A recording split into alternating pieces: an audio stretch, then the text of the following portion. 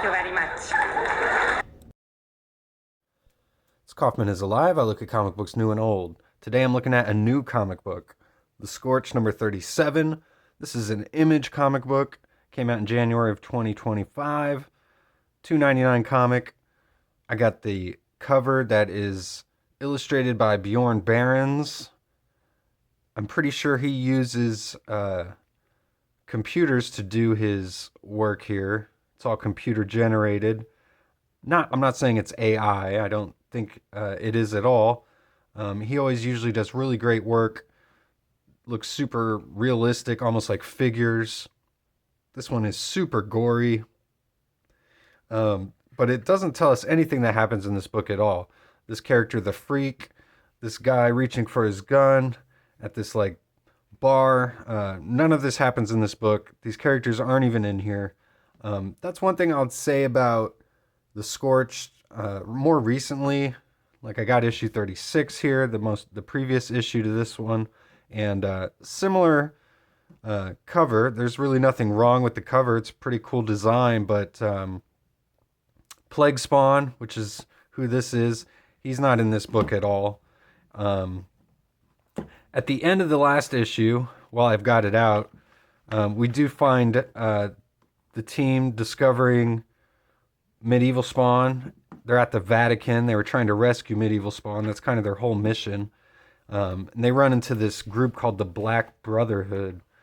And when we open the pages here in Scorched number 37, we see She-Spawn laid out. She's got her arm severed in a pool of her own blood here. We got John Laymen doing the writing here. Todd Mcfarlane doing some additional scripting here to get his name on the credits. This is a Spawn Universe book, a Spawn spin-off. She-Spawn's the main character. She leads this team. Stephen Segovia is the artist. He's pretty much been on artwork on nearly every issue, if I can remember correctly. Danae Ribeiro is on colors as well. It says, previously in The Scorched, the team makes a daring assault on the Vatican in order to rescue Medieval Spawn. So, and as I said, we open up this page and She-Spawn's already laid out. So she's got Kilgore here, the priest, who's also the secret identity of the Haunt, who's a member of the team here, giving last rites to She-Spawn. And we learn that the Redeemer and Overkill, they've all been laid out too. We see the Viscerator is the one kind of overseeing the proceedings here, letting it all happen. And she lets the priest know that as soon as he's done, he's going to be next. So it's a tale of two priests here, which is what it says right here at the very beginning. This is a story of two priests. The priest, they called him, and Jessica Priest, who's the alter ego of She-Spawn. So he's saying he's asking God for a miracle, and he goes on about how he's not even a believer anymore. She mentions how she's not even a believer, but she'll, try anything at this point.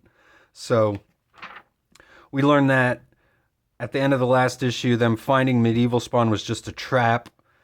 We see the leader of the Black Brotherhood here. He says, you've walked into a trap. Very succinct there. And the team, She-Spawn, we got Redeemer and Overkill that are left here. And they're no match for the Viscerator and her big bruisers here. I like the designs on these guys that she's got. Got like the cross on their heads and these big shoulder pads. We learned that Jason Wynn gave information to the Black Brotherhood and these priests here. And they're working with the Viscerator, who's the sister of the Violator. And a good villain for She-Spawn, I feel like, because they're both females. So it's a good kind of anti-Spawn to the She-Spawn here. We see the team just get annihilated by these. They're no match for them. She rips off She-Spawn's arm here. She-Spawn begs for her life. She says, "You win, we yield."